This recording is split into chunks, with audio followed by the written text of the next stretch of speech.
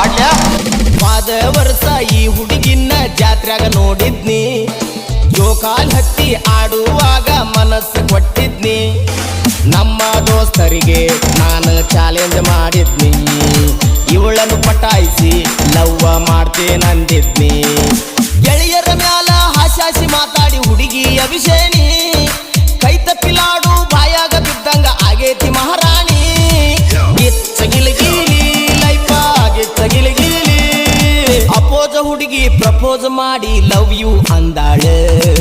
ಗಿಚ್ಚಗಿಲಗಿಲಿ life ಗಿಚ್ಚಗಿಲಗಿಲಿ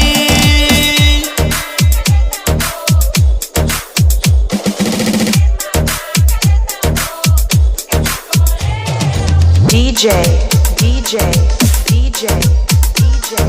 in that